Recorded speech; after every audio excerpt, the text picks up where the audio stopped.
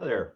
Today I'm going to show you my insider web shell attack. So basically the way this works is we have an attacker who's going to use an exploit because they're on the inside. They kind of understand how the web pages work and stuff. They're going to use an exploit to modify a PHP page that's on a web server. Then later, they're going to use a web browser to download a web shell that allows them to pretty much run a command in the web browser. Then they'll download a reverse shell with that and utilize that via Kali Linux with a netcat listener to be able to issue commands and stuff on the remote box. And you can see there's some replication. So in this particular step, what I'm doing is I'm really living off land for the whole exercise so that I don't have any malware or anything like that that can actually get flagged. But this fourth step allows me to go lateral. So now I'm going across all the web servers. So they'll all wind up, because they're doing replication with rsync, I'll wind up with my web pages, and then I can do whatever I want on any of these in the whole web tier. So kind of have my way there. I'm using Ansible, all part of the project. So you can see there's a main YAML for Ansible. These are all playbooks. There's a role of web server, because they're just both web servers. And when you execute that, it'll actually build the system for you.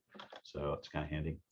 I'm running on top of a vSphere environment. And so with this particular environment, what I'm doing is I've got a distributed switch in here. So you could use a physical switch, that's fine. You see the very first web server that I have, PR for production. The link's up, so that's good. It's on VLAN 60. So I have both of mine on VLAN 60 in this case. And then the Kali is on VLAN 90. And so this allows me to just kind of go across the border to be able to see the traffic on the firewall and stitch it together if I want to as well. And then you have the DR, which is the secondary web server. Now this could have just as easily been on another VLAN. That doesn't really matter so much. One of the gotchas I would say with VMware, what I do is I build with Packer a template, which is kind of my base build. It'll make sure that all the updates are there and stuff when it builds the template. And then I use that template over and over again to kind of just build out my web servers like basic, Ubuntu system. So when you log into it, it's just pretty much plain Ubuntu, and it's up to date. You can see the version that I'm particularly using on this particular lab in the environment section. So I'll put it right here. And how big they are, they're not really all that big. All this stuff is pretty much the default native commands. This is what you would have to install. Just make sure that less is on it, which it usually is. My attacker machine, or my kind of attacker endpoint, which is the Kali, is running netcat. And then I have the commands from the web browser, so I can do that anywhere. So as an attacker, I could basically run all this stuff from anywhere I want to, do it over VPN or Tor or whatever, and then to obscure where I'm at, and actually have this go to maybe a host to some cloud provider or something to that effect. In this case, because I was doing some stuff with AWS for this stuff, that's what you're looking at. And if you look at the AWS file, this is just a host file. And I don't include both vSphere and AWS just because I don't have the vSphere on keys yet. But AWS is all keys, so it's really easy to just go in there and modify your IP addresses and stuff, because they're going to change every time anyway. And then what the keys are. So we'll go ahead and I'll show you how to walk through the Ansible playbook. So the first thing I do, this is just kind of my Ansible system here, and you can see I'm in the web shell environment. I have my vSphere, which is the clients in this case. I need to a couple things I need to do first. So we'll go through this a little bit about the environment. So as you're kind of looking at the environment, we have our 3 web servers, but really 2 web servers and a Kali. And then I might want to edit my files like we talked about for XDR or for AWS and the XDR PIM, which is basically the key that Amazon will give you to SSH into the box. If you just put that in the root of this project, then it's fine. And it uses these specific names. I probably should have named it something other than 740. You'll need to reuse that if you don't tweak some files to change the name. But that's really just the XDR installer. And if you're not really familiar with XDR, you can go to endpoints and agent installs, and it'll build a new installer, and that's all you're using. It's the shell file, basically. You can see here inside of my roles directory for web server, I have the mirror web server, and the mirror web server has the capability to be able to call from a cron job. So it goes ahead and replicates the web directory, which allows me to do that lateral motion. You'll just need to change the IP addresses because AWS has new IP addresses every time you stand up a host, because they're ephemeral, and that's all good. And then the last thing we're going to do here is just basically run the Ansible playbook, which is, in this case, is going to be vSphere because we're on vSphere, but main and everything else. If you look at the code here as well, so this is get evil code. This is the good web page. I put in the title in the body, so like if it's actually been corrupted or not, and it's working from that perspective. It's kind of just a test. And then I'm going to inject this actual code or use VI to actually modify this code as the attacker. But the first thing we need to do, this installers will get pushed out. It's not automatically installing it with Ansible at this time. I mean, you can easily modify it to do that. I just chose not to because I was doing other things in the process. So the first thing I'm going to do is I'm going to SSH in. Sorry, I don't want SSH in. First thing I'm going to do is I'm going to configure the environment, then I'll SSH in. So I'm going to use Ansible playbook -i and then my host file. That's what the -i is about, and then main, which is the main YAML to start the playbooks for this build. And it's going to ask me for a password. This is the password it's going to use through the whole lab. And it doesn't take long. It goes out and configures everything. Like I said, it sets up the cron jobs, the rsync, all that stuff's done for you. It'll modify or add the PHP pages. It's installing LAMP here. You can see it's setting the host names. Since this is all Ubuntu, there might have to be just some modifications if you want to run it on a Red Hat for some reason. I do have a little bit of this stuff where you can see it's gathering facts. And in that particular area, that's where it's actually doing checking the OS and stuff. So you could use those variables in Ansible to say, hey, if it's Red Hat or whatever else, install LAMP this way, because LAMP's installed differently on different OSs.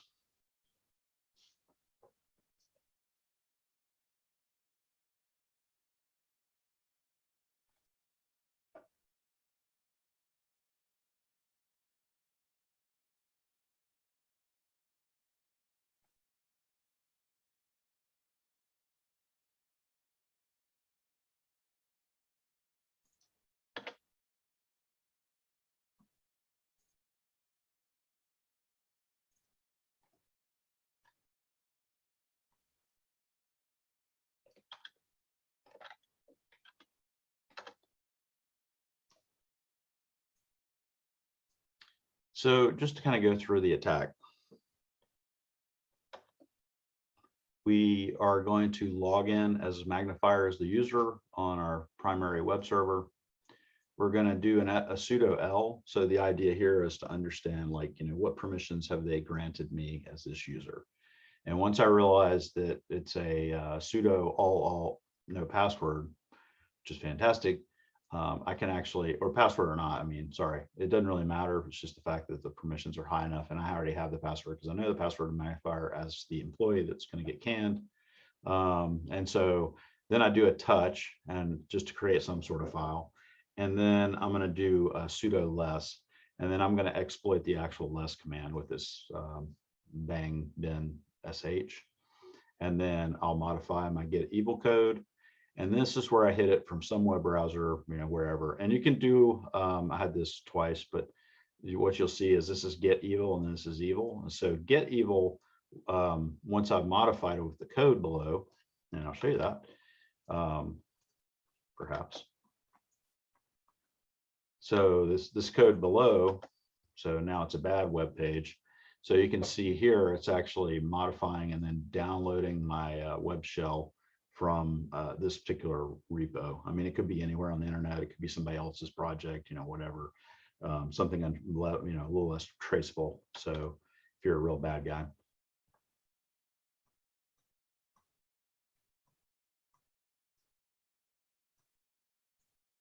So once that's done, it will download evil. And with evil, I'm able to basically enter any command I want. And from there, I'm going to actually call this wget to pull the reverse shell. And you can see the wget command that I'm going to use down here as well. So you can pretty much copy and paste all this stuff from here. That's why I did that. Just kind of makes it easy. And on our Kali box, we're going to set up a listener. And that's what it's going to hit. That was taking a little longer than normal, but that's fine. I'll show you the Kali host while we're at it. So if we're looking at our Kali, you can see I've kind of done this already before. Basically, I'm going to run the netcat command. I'm going to tell it to start up a listener on port 443 because that one's often open outbound for firewalls and stuff. It could have been 80 or some other well-known port that gets used a lot. Those are typically like the top choices.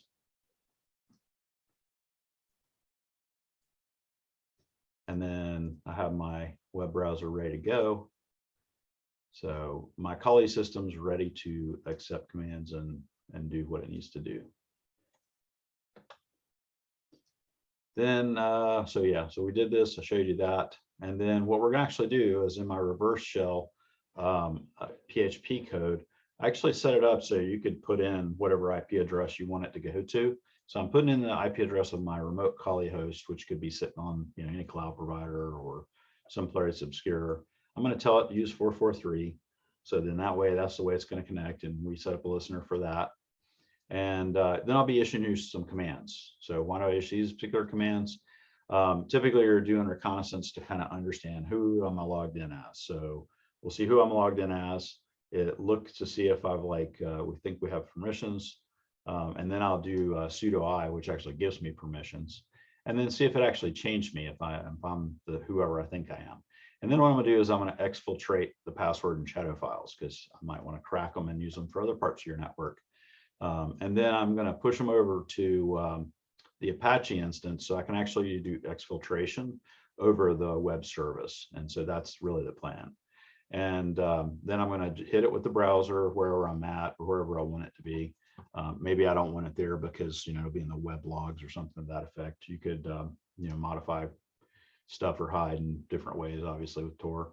And then I'll actually remove them and kind of cover my traces.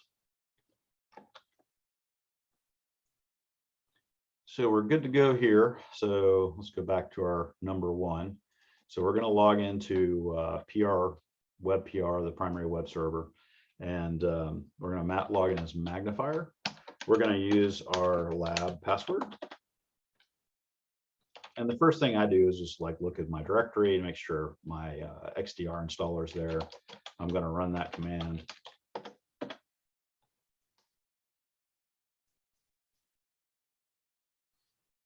And this will check into the XDR console right away. But either way, it's good because I'm going to hop onto my PR because I want to be able to see stuff on that as well. And check to make sure it's there.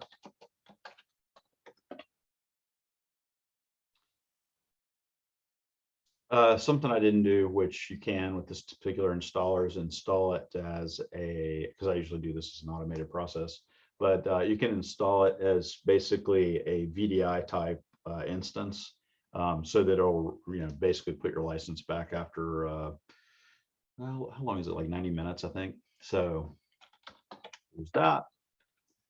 I'll go back to magnifier.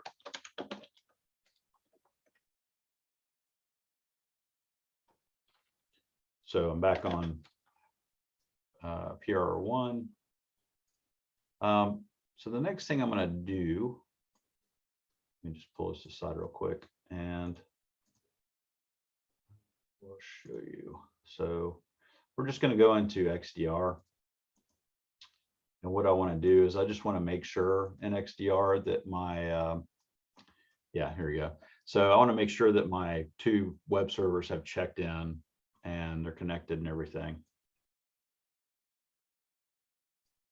And make sure that my policy's set up.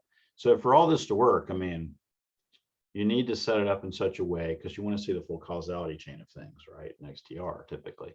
And so what I do is I set everything up in a logging mode. If I allow it to block it, then this won't be much of an exercise because it'll just get it like as soon as you start trying to actually do the original web shell, because that's pretty much a no-no in XDR when you turn LTE on. So I had to disable LTE and then set up logging for everything so you could see all the different pieces as they kind of went through. All right, let's start the attack. So first thing, basically I want to do a sudo. I'm logged in as magnifier. We see blah, blah, blah, no password, all permissions, which is terrible. The other thing that could be really bad is if you go in here and you see that just less is actually allows me to do it as a privilege as well. So let's do lesser text, just like we did in our document. And then, so I touch that, I do sudo less, and then I'm going to just type in bin/sh. And so it's going to actually give me a root prompt. So I can check, yep, I'm root. And then I'm going to modify the get evil, right? So it's in the Apache default web page directory, get evil, and it looks familiar, right? So we're going to flip over here. Like I said, we're copying and pasting. So this is what the good web page looks like. It says this just in case you want to test to make sure your web server is running, because sometimes, like when I'm building, that's a problem. But right now I don't care because it's all automated. It's been tested about 1 million times, so it's fine. And so, yeah, this is going to download your web shell, which is evil.php, and then put it in that directory. And then I just get the heck out of Dodge because I don't want any more touches as me as magnifier, because somebody might know who I am, you know, blah, blah, blah. I mean, there's other ways to go about this. You could inject yourself into, you know, the Git project or whatever for the code repo for whatever web apps going on. So these are all the kind of vectors that bad guys would use. Lots of ways to attack. So our malicious codes here, the next thing I need to do is hit get evil, right? So I'm going to go to my Kali instance. In this particular case, I'm using pretty much everything on the Kali. What you might do, like I was saying earlier, is you might break up the actual commands you're issuing from the attack by you know, doing it in 2 different places. And you can see I've run all these things a few times. So 16, 13, get evil. So that's my PHP page. And you'll see he's now a bad web page.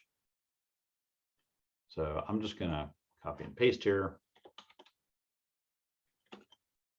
And this time evil should be there. If it's not there, then there weren't permissions in that directory or something, which I could have changed too, as you know, with my hack. So now I'm looking at a command, right? So I can do who am I and see who the heck I am. Hey, look, I'm Apache.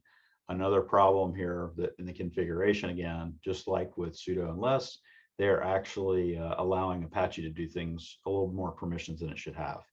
And so what I'm actually going to do, I'm going to go down here and I'm going to grab my reverse shell, because that's what I want to, the command I really want to run. And so just paste it. Oh yeah, I'm usually using the other piece. Now let's do this.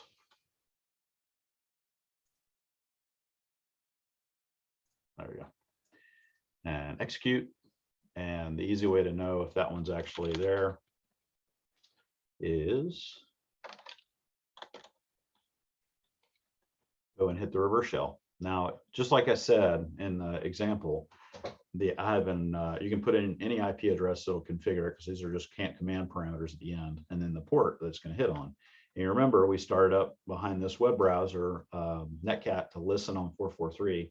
So I'm going to hit that. And what this is going to do is just going to spin, because it's actually making this connection. And you can see the connection being made inside of netcat. And then I just check out, like, who am I? What kind of permissions do I have in the sudo world? hey, I got all, so I'll just sudo I. So now who am I? I'm now root. So now I can do anything I want to do. So remotely and typically like without people knowing who I really am. So yeah, so I want to copy, let's see, password to our HTML. And you might rename this because often if it says it's password and they see requests and stuff, that's a dead giveaway. It's as bad as like seeing somebody actually try to hit Etsy password, which you'll see sometimes. And so I'm copying those over. I need to just back to my instructions. So we'll see, look at those while we're kind of going through this. But you can see, so I did my copies, move the shadow and password over, and then I want to show these. I typically only care about, to be honest, the shadow, because sometimes the shadow's permissions aren't high enough once you transfer them over. And so I'll do Apache because that's the user that I was, var and shadow. And so this gives shadow pretty much, Apache owning it. And so then I can go in and open up another browser and look for password. So this should download password right away. And this is the real trick. If I got the shown command right, I should get the shadow right. So now I have both. And this allows me to use, password tools and stuff like that to attack it. So kind of handy. And then I just want to cover my tracks. Like I don't want people just seeing a password file out here and saying, hey, what's that about?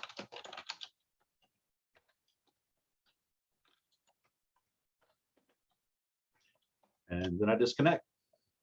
So that is pretty much the full attack from start to bottom. You should be able to start seeing things get recorded into XDR as this is unfolding as well, because it's logging all this stuff also.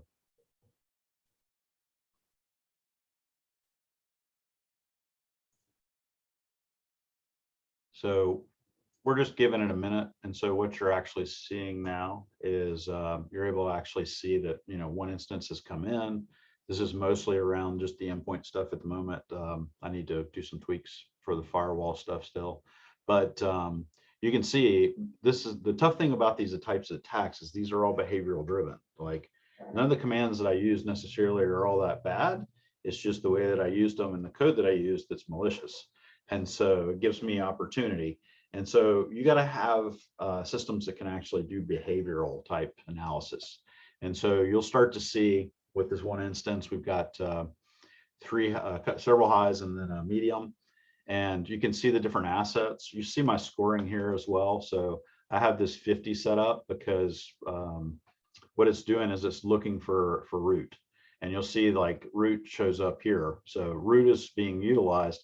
I care about that because it's in an incident and it's root. And it's actually calling it out here. That's why there's the big red triangle there. And you can actually see all the different pieces that fire. So you have the agent, and these are all BIOCs. So you can see what it's thinking. This thinks this is malware, whatever this piece is, and I can just kind of scroll out here and kind of look. So yeah, it's all run as Apache, root as Apache, which is not a good sign. And so I can get a feeling for like the commands that are being issued in these different steps. And you can see that that's also in the initiator command as well. And so you can see where I'm connecting to my Kali instance and all and such. So, and the nice thing about like, XDR is I can open up another screen and have it do like a causality or a timeline and kind of understand better like what the heck's going on.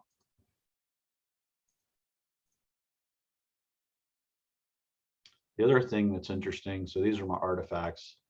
And these will even develop over time because there's analytics that are going on in the background, and sometimes those take a little while, but you'll see other like analytical pieces that come in. You can see the hosts that are involved. So when the rsync happens, the DR should show up here as well.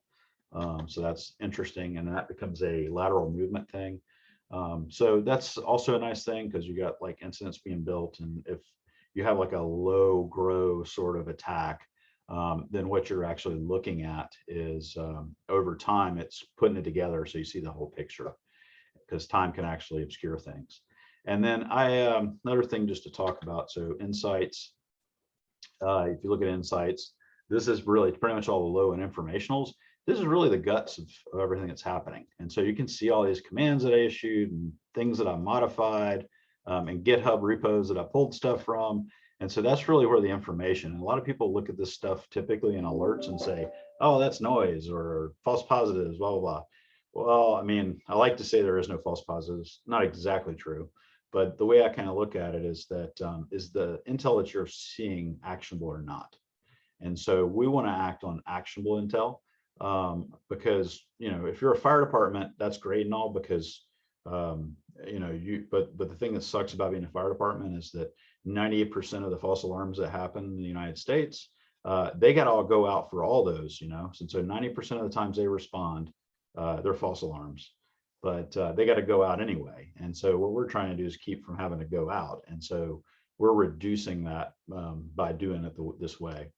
And so, but we still have to take action, right, when it makes sense to take action.